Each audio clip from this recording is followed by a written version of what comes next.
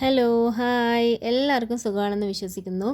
ഇന്ന് നമുക്ക് നല്ലൊരു ചക്ക പൊടിത്തൂവൽ അല്ലെങ്കിൽ ചക്ക തോരൻ ഉണ്ടാക്കി നോക്കിയാലോ. അപ്പോൾ അതിന് വേണ്ടിയിട്ടാണ് ഞാനിന്ന് വന്നിരിക്കുന്നത്. നമുക്ക് എങ്ങനെയാണ് ഉണ്ടാക്കുന്നതെന്നെല്ലാം നോക്കാം. നല്ല ടേസ്റ്റാണ്, വളരെ ടേസ്റ്റി ആയിട്ടുള്ളൊരു വിഭവമാണ്. അപ്പം അതിന് വേണ്ടിയിട്ട് ഞാൻ നല്ലൊരു ചക്ക എടുത്തിട്ടുണ്ട്. ഒരു ചെറിയ ചക്ക, ഇടിച്ചക്ക, കടച്ചക്ക എന്ന് പറയുന്ന ചക്കയല്ല, ഇത് നോർമൽ വലിയ ചക്കയുടെ ചെറിയായിട്ടുള്ള ചക്കയാണ്. അപ്പം ആ ചക്ക ദേ ഇതുപോലെ ഇങ്ങനെ മുറിച്ചെടുത്തിട്ടുണ്ട്. ഇപ്പം നമ്മൾ അതിൻ്റെ തോലെല്ലാം കളഞ്ഞ് അതിൻ്റെ പാലെല്ലാം മാറ്റി അതിൻ്റെ മുൻവശം എല്ലാം വൃത്തിയാക്കി ദേ ഇതുപോലെ ഈ വീഡിയോയിൽ കാണുന്ന പോലെ വൃത്തിയായിട്ട് കട്ട് ചെയ്ത് തോലെല്ലാം മാറ്റിയിട്ട് പാലെല്ലാം തുടച്ച് കളഞ്ഞ് വൃത്തിയായി കഴുകി ഇങ്ങനെ മാറ്റിയെടുത്ത് വെക്കണേ.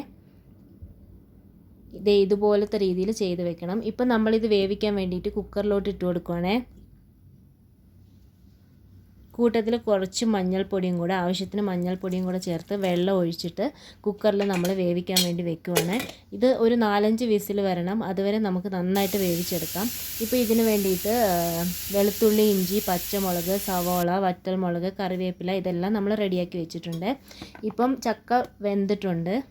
ഇനി നമുക്ക് നന്നായിട്ട് ഇതൊന്ന് പൊടിച്ചെടുക്കാം. ചക്കനെ ദേ ഇതുപോലെ നന്നായിട്ട് പൊടിച്ചെടുക്കാം. അപ്പോൾ നന്നായിട്ട് വേവിക്കുമ്പോൾ ഇതുപോലെ നന്നായി പൊടിച്ചെടുക്കാൻ പറ്റും.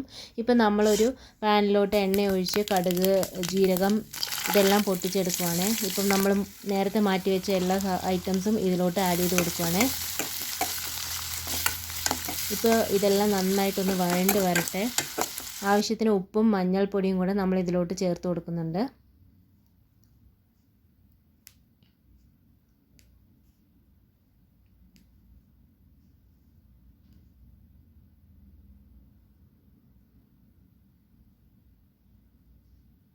ദേ ഇപ്പോൾ ഇത് നന്നായി വഴണ്ട് വന്നിട്ടുണ്ട്. ഇപ്പം നമുക്കിതിലോട്ട് ചക്കയും കൂടെ ആഡ് ചെയ്ത് കൊടുക്കാം. നല്ല പൊടിച്ച് വെച്ച, വേവിച്ച് ഉടച്ച് അല്ലെങ്കിൽ പൊടിച്ച് വെച്ച നല്ല ചക്കയും കൂടെ നമ്മൾ ഇതിലോട്ട് ആഡ് ചെയ്ത് കൊടുക്കുകയാണ്. നമ്മൾ ചക്ക വേവിക്കുന്ന സമയത്ത് ഉപ്പിട്ടിട്ടില്ലായിരുന്നു. ഇപ്പം നമ്മൾ ചക്കയ്ക്കും കൂടെ വേണ്ടിയിട്ടുള്ള ഉപ്പ് നമ്മൾ ചേർത്ത് കൊടുക്കുന്നുണ്ട്. ഇതെല്ലാം കൂടി ഇപ്പം നമ്മൾ നന്നായിട്ട് വീണ്ടും ഇളക്കി നന്നായിട്ട് യോജിപ്പിച്ചെടുക്കണം.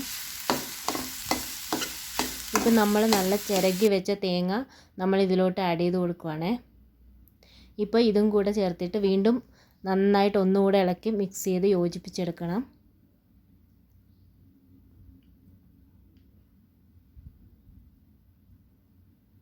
പച്ചമുളകും തേങ്ങയും ഉള്ളിയും ഈ ഇടിച്ച് പൊടിച്ച് വെച്ച ചക്കയും എല്ലാം കൂടെ ചേരുമ്പോൾ നല്ലൊരു മണവും ടേസ്റ്റും എല്ലാം വന്നു തുടങ്ങിയിട്ടുണ്ട്.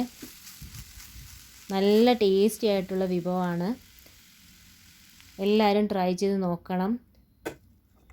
വളരെ എളുപ്പമാണിത് പ്രിപ്പയർ ചെയ്യാൻ.